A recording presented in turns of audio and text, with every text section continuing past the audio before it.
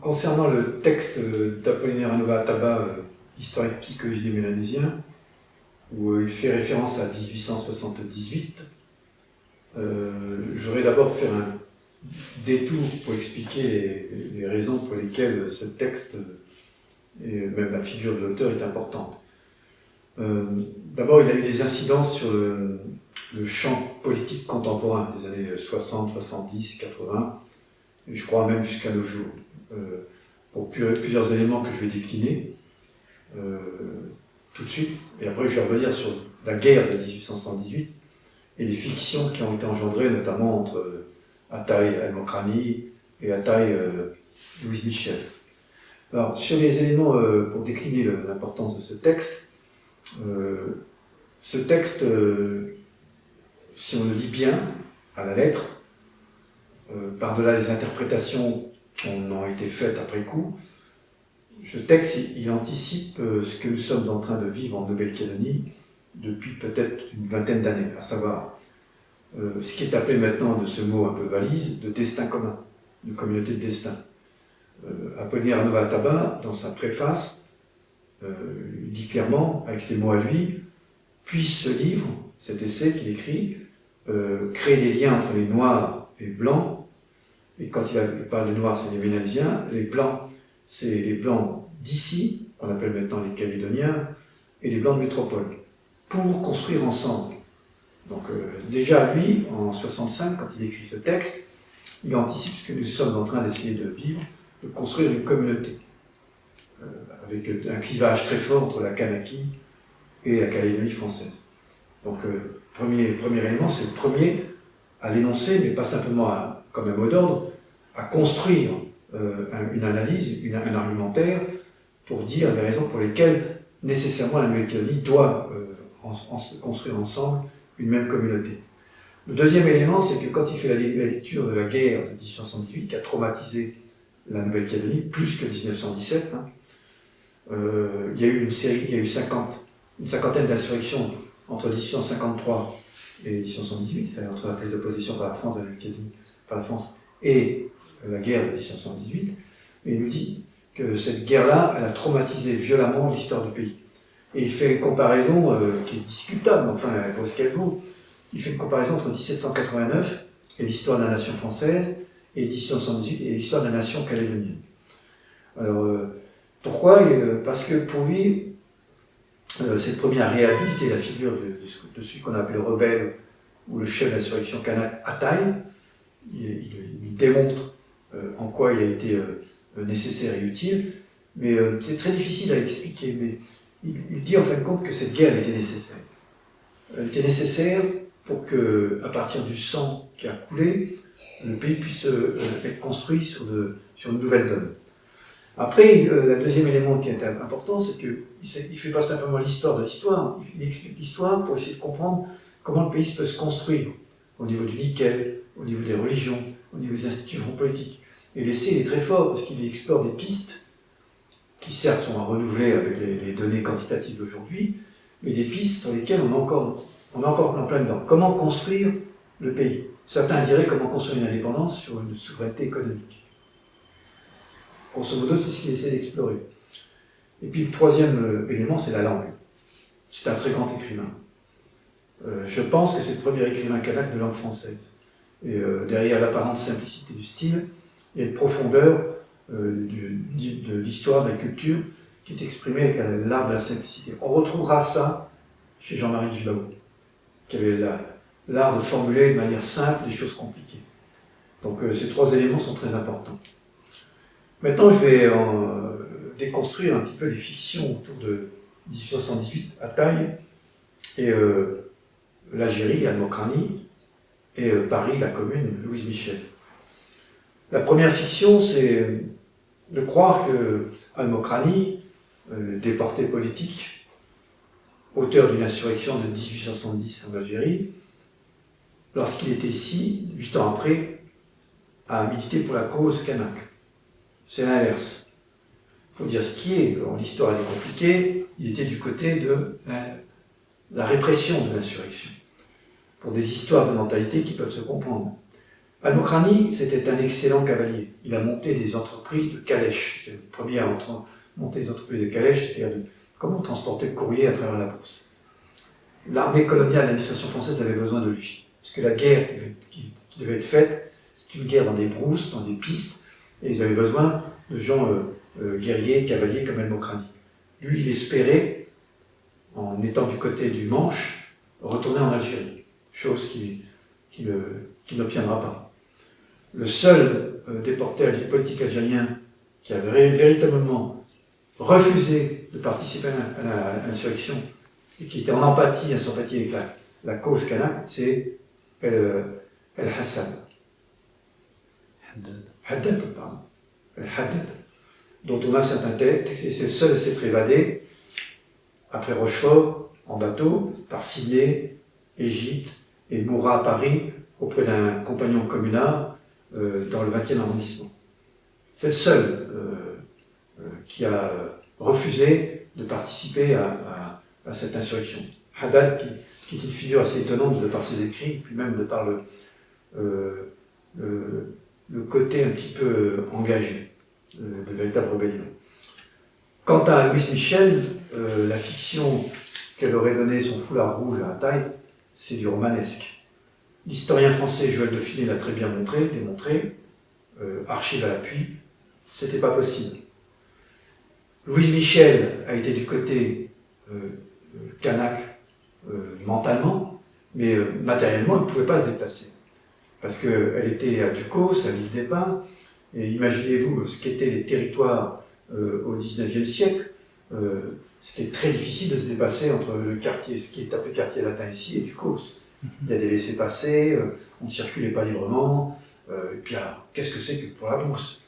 Elle n'a jamais mis les pieds plus loin que la Foix et le Bourail, c'est pas possible. Et l'insurrection était du côté de Moindou, la Foix, Bourail, le pays de Apollinaire à Nova-Taba, c'est pour ça qu'il en parle en connaissance de cause.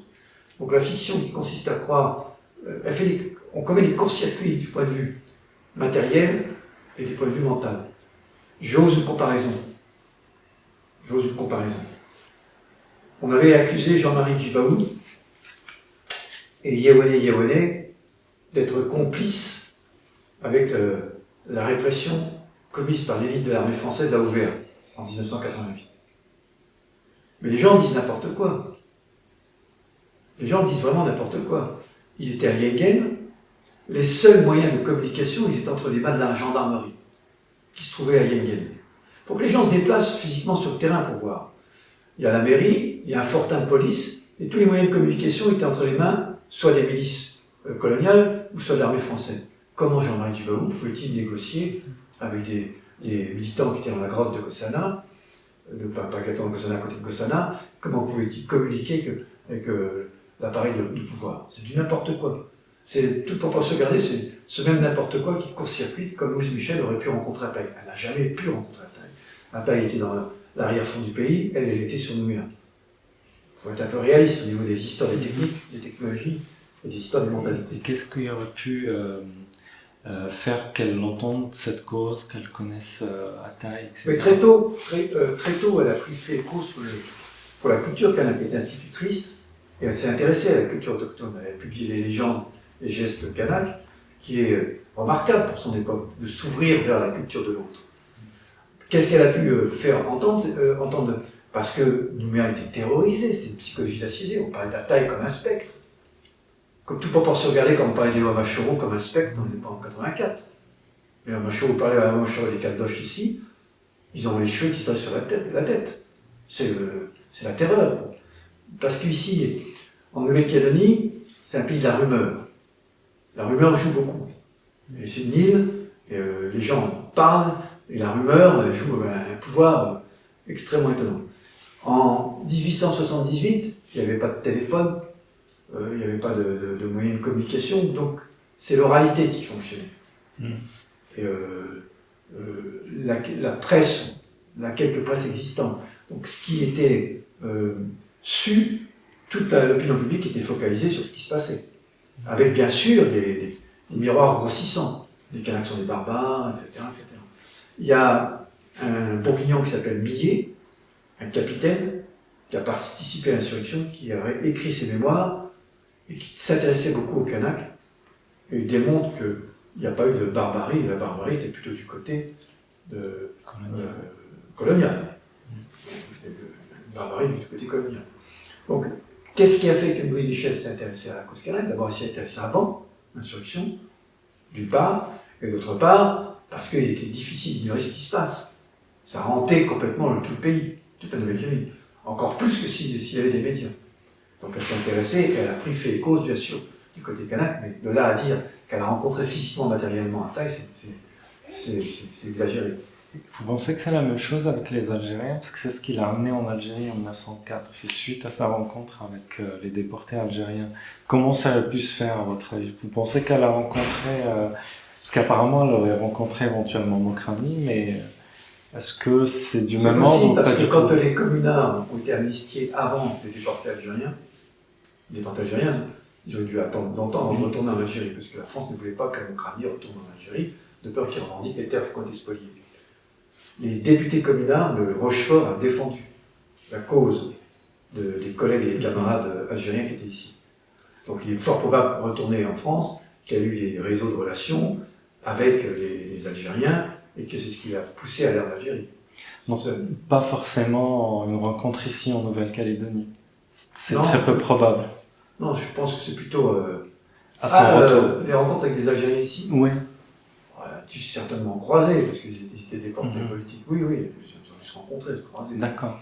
Puis même en France, ils ont pris, je vous dis, Rochefort a soutenu des Algériens qu'ils connaissaient pour qu'ils soient amnistiés. Il a milité en tant que député pour qu'ils soient amnistiés. Donc après, bien sûr, il y a eu des réseaux de relations. Et je vous dis, El Haddad, il est mort chez un de ses amis communards, je crois que c'est Moureau à vérifier. Il est mort là-bas, à Paris, parce qu'il y avait des liens de compagnonnage. Non, ce que je tenais à préciser, c'est que l'histoire est étrange et très compliquée. Mais au bout du compte, il y aurait des parallèles à faire. La révolution dite de la Mokrani, de 1870, et au même moment ici, enfin au même moment, plus tard, 8 ans plus tard, la révolution dite d'Ataï, enfin la révolte, bien. Il y a des parallèles. Et ce qui est étrange dans l'histoire, c'est qu'effectivement l'histoire coloniale a réussi à produire des jeux de division entre les colonisés. C'est que les colonisés, certains, par quelques exceptions, en sont venus au point de rentrer en conflit pour des luttes d'intérêt. Mais c'est pas la peine de chercher bien loin. Il y a eu des harkis en Algérie. Moi, je ne vais pas leur jeter la pierre. Hein.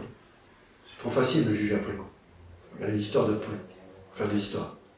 Faire de l'histoire, c'est comprendre. Ici, il y a eu des supplétifs. Des supplétifs kanaks qui ont été du côté de l'armée coloniale. Donc quand on veut avoir une certaine distance et de recul, il faut le faire avec sérénité et lucidité. Et il ne faut pas tout de suite avoir des passions ou des partis pris.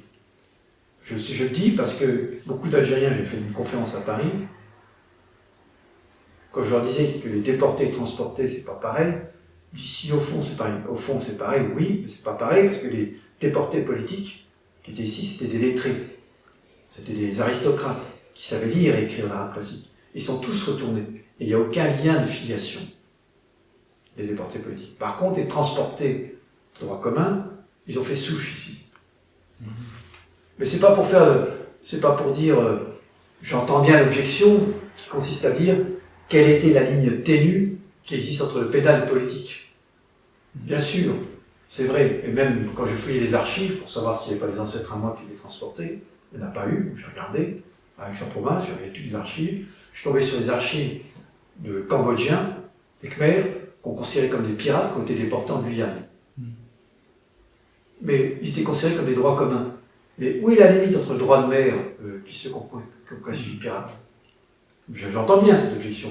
Mais si je dis ça, c'est pas pour réévaluer les normes, c'est pour dire que sociologiquement, les gens qui ont fait souche ici, c'est que les transportés, parce qu'ils n'ont pas eu la possibilité de retourner en Algérie, c'était un billet sans retour, et en plus, ils étaient obligés de se marier avec des femmes d'ici. Et donc, il y a eu un processus d'acculturation. Perte de la langue, perte de la religion, perte de la culture, etc. C'est un phénomène extrêmement important. Et donc, les Calédoniens d'origine arabe d'ici sont tous des descendants de transportés. Mais il n'y a aucun jugement de valeur à faire. C'est pas faire le romantisme politique. Il faut faire l'histoire telle qu'elle est. Et je pense qu'en faisant l'histoire telle qu'elle est, en fouillant, en enquêtant, c'est beaucoup plus instructif que travailler sur des fantasmes ou des fictions. Absolument. C'est ce que je voulais dire. Ouais. Juste un mot aussi, on n'a pas parlé de Anova et sa vision de la politique foncière. Vous en parlez dans votre livre. Vous commencez par ça. Anova, il a un style très ironique. Hein. C'est un prêtre. Hein. Il ne dit pas les choses directement. Il dit de manière oblique, parce qu'il y a une censure, la censure de l'Église catholique. Son livre a été censuré par l'Église catholique. D'où éventuellement l'apparence simple de son écriture. Exactement. Il écrit entre les lignes. Ouais. Comme pas mal d'Océaniens qui sont dans un système colonial. Ils disent jamais les choses de manière oblique. Et sur le foncier, bien sûr qu'il implicitement il dénonce cette spoliation foncière. La tribu de Moméa où il est né, Moindou, c'est une commune qui a été colonisée. Ils ont été expropriés de leur terre. Lui-même, il est originaire de Guaro-des-Vins, le lieu natal de la taille. Ils ont été déportés et transportés dans des réserves. Bien sûr qu'il en parle de cette politique foncière. Et il propose, dans son livre, des aménagements aujourd'hui. Il est contre un ethnologue qui s'appelle Jean Guillard. Jean Guillard, il voudrait qu'il y ait une propriété collective. Il dit, c'est pas un bon projet. Lui, ce qu'il veut, c'est comme Louis Callot de son époque, c'est que les réserves restent des réserves. Parce qu'elles sont incessibles, incommunautables et inaliénables. C'est le seul endroit où les coutumes, les mœurs, la culture kanak peut subsister.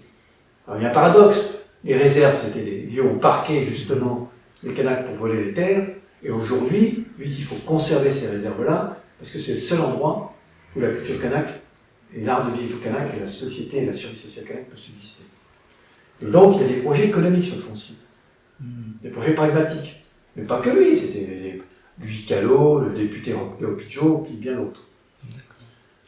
Ça, c'est sur le foncier. Sur le nickel et l'économie, il a aussi des visions très précises. Et il n'est pas du tout sur la religion. D'ailleurs, quand on regarde le livre, la partie la plus petite, c'est la religion. D'accord. La partie la plus importante, c'est sur le nickel, le foncier. Dans son livre, Histoire et psychologie mélanisienne. Il n'est pas du tout sur la religion. Il sait très bien qu'il y a une censure de l'Église catholique, dont il fait partie. Donc il est prêtre. Et parce que même la religion... Même Chino était prêtre. La plupart des Océaniens qui sont devenus des leaders nationalistes, que ce soit au Vanuatu, au Papouasie, ou ici, ils sont passés par les séminaires de l'Église catholique ou protestante. Parce que c'était le seul endroit où il pouvait avoir une scolarité. L'école publique était interdite. Mais est-ce que, et puis la religion aussi, t'as une espèce de rempart aussi par rapport aux idées communistes ou des choses comme ça? C'est très compliqué parce que d'un côté, il y a une osmose entre ce qui s'appelle coutume et religion. Il y a une articulation, une imbrication. Et d'un autre côté, les colonisés savent très bien que la religion a joué un rôle dans la colonisation. Dans les inégalités, c'est la colonisation mentale, qui a complètement aliéné le peuple en déconnectant des croyances ancestrales et des médecines thérapeutiques, etc. Et sur la Grande Terre, c'est ce qui a permis à civiliser les sauvages. Par exemple, Apollinaire Vanova-Attaba n'est pas dupe sur le Wikalo et la SCLF, les deux mouvements religieux qui ont permis la promotion mélanésienne. Il dit comment peut-on décoloniser il ironise comment peut-on décoloniser alors que c'est un mouvement qui a contré le Parti communiste et que c'est un mouvement qui fait partie en fin de compte des mouvements religieux. Il n'est pas dupe. Je pense qu'il y a la même prudence et la même intelligence d'analyse que Jean-Marie Gillot, qui était prêtre, qui a demandé sa réduction à l'état laïque. Ils ont un rapport ambivalent avec la religion. Ils disent qu'il y a des côtés spirituels et sacrés qui ressemblent un petit peu à l'ancestral, mais en même temps ils ne sont pas dupes sur l'appareil institutionnel de censure et de participation à la civilité et civilisation. C'est assez compliqué.